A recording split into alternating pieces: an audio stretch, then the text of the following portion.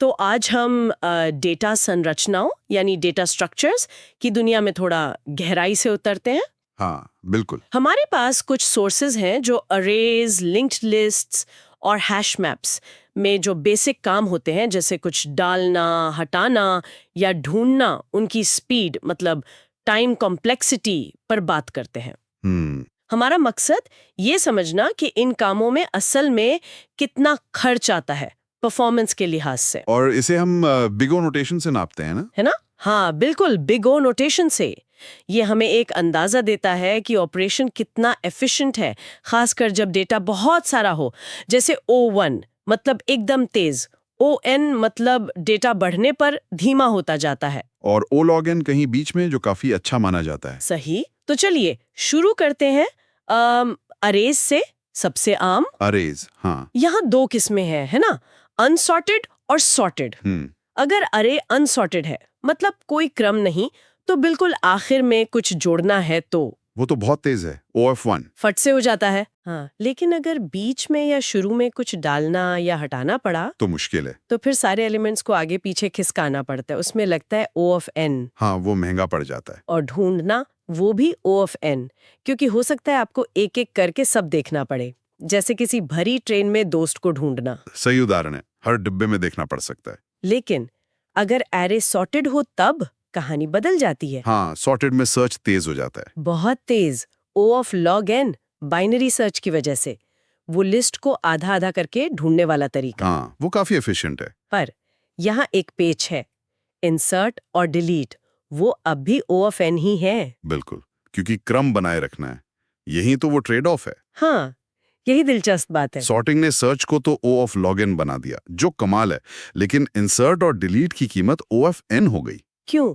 क्योंकि जगह बनानी पड़ती है या हटानी पड़ती है। हाँ, बिल्कुल। नए एलिमेंट को सही जगह डालने या पुराने को हटाने के बाद वो जो खाली जगह है उसे भरने के लिए बाकी एलिमेंट्स को शिफ्ट करना पड़ता है, ताकि वो सॉर्टेड रहे। एग्जैक्टली। तो एक चीज बेहतर हुई, दूसरी थोड़ी धीमी हो गई। और ये याद रखना जरूरी है कि अनसॉर्टेड में अंत में जोड़ना O1 ही था, वो सबसे तेज था। सही। तो अरेज का ये फायदा नुकसान समझ आया, लेकिन मान लीजिए हमें शुरुआत में बहुत जल्दी जल्दी को जोड़ना हटाना है, तब शायद अरेज बेस्ट ना हो। तो फिर शायद लिंक्ड लिस्ट्स। हाँ, लिंक लिस्ट यहाँ काम आते हैं। लिंक्ड लिस्ट में बिल्कुल शुरुआत में यानी हेड पर कुछ जोड़ना या हटाना वो बहुत तेज है, O1। हाँ, क्योंकि सिर्फ पॉइंटर्स बदलने होते हैं। लेकिन कुछ ढूंढना हो तो फिर O1 आपको शुरू से आखिर तक जाना पड़ सकता है। हाँ, एक एक करके। इसको ऐसे समझें, लिंक लिस्ट के नोड्स मेमोरी में कहीं भी हो सकते हैं, बिखरे हुए। जैसे मोती अलग अलग हों और धागे से जुड़े हों। बिल्कुल वैसा ही। ये नोड्स एक दूसरे से जुड़े होते हैं पॉइंटर्स से। तो शुरुआत में बदलाव मतलब O(1) इसलिए आसान है क्योंकि बस पहले नोड का कनेक्शन बदलना है, किसी को शिफ्ट नहीं करना। अच्छा। पर किसी खास एलिमेंट तक पहुंचने के लिए आपको उस धागे के सहारे मतलब पॉइंटर्स के सहारे शुरू से चलना होगा। आप सीधे बीच में नहीं कूद सकते। जैसे अरे में इंडेक्स से कर सकते हैं। हाँ, वैसे नहीं कर सकते, इसलिए सर्च O(n) है। ठीक है।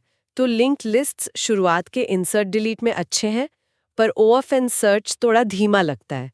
क्या कोई ऐसी चीज है जो दोनों का फायदा दे? शायद हैश मैप्स? हाँ, हैश मैप्स या हैश टेबल्स, ये काफी दिलचस्प हैं। इनकी सबसे अच्छी बात क्या है? औसत केस में मतलब आमतौर पर इंसर्ट, डिलीट और सर्च तीनों ही बहुत तेज होते हैं, लगभग O(1). तीनों O(1)? ये तो कमाल है। हाँ, ये एक स्मार्ट तरीका इस्तेमाल करते हैं। एक हैश फंक्शन होता है जो हर की को, मान लीजिए किसी नाम को, सीधे मेमोरी की एक खास लोकेशन से जोड़ देता है। अच्छा, सीधे एड्रेस मिल जाता है। हाँ, एक तरह से। इससे आपको सिद्धांत में तो तुरंत एक्सेस यानी O(1) मिलना चाहिए। लेकिन कोई दिक्कत है? एक दिक्कत आ सकती है।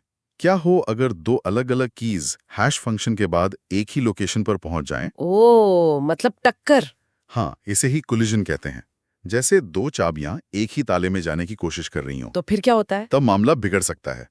सबसे खराब हालत में अगर किस्मत बहुत ही खराब हो और सारी कीज एक ही जगह मैप हो जाएं, तो परफॉर्मेंस गिरकर O(n) तक जा सकती है, क्योंकि उस एक लोकेशन पर वो एक लिंक्ड लिस्ट जैसा बन जाता है। O(n)? अरे, ये तो फिर से अरे या लिंक लिस्ट जैसा ही हो गया। क्या ये सच में होता है? मतलब क्या ये बड़ी चिंता है? चिंता तो है, लेकिन अच्छी बात यह है कि इसे मैनेज किया जा सकता है। अच्छे हैश फंक्शन और कोलिजन संभालने की तकनीकों से, जैसे चेनिंग या ओपन एड्रेसिंग। अच्छा, इनसे औसत परफॉर्मेंस O(1) के बहुत करीबी रहती है। तो हाँ, इसे संभाला जा सकता है। समझ गए। तो मतलब हर डेटा संरचना का अपना एक अंदाज है, अपने फायदे, अपने नुकसान। बिल्कुल, ये इस पर निर्भर करता है कि आपको करना क्या है। तो अगर सार निकालें, सॉर्टेड एरेज सर्च के लिए अच्छे हैं, हाँ, O of log n search, linked list शुरू में जोड़ने हटाने के लिए तेज है, OF1, हेड ऑपरेशंस के लिए, और हैश मैप्स औसत में लगभग सब कुछ तेज, OF1। बशर्ते कोलिजन ठीक से हैंडल हो। बिल्कुल सही कहा। सबसे जरूरी बात यही है कि चुनाव इस पर निर्भर करेगा कि कौन से ऑपरेशन सबसे ज्यादा होंगे। कोई एक जादुई संरचना नहीं है जो हमेशा बेस्ट हो। ये तो यूज केस पर निर्भर करता है। हाँ, पूरी तरह से। स्पीड चाहिए, मेमोरी बचानी है या संतुलन बनाना है, ये सब देखना पड़ता है। और यहाँ एक सोचने का ही बात छोड़ जाते हैं।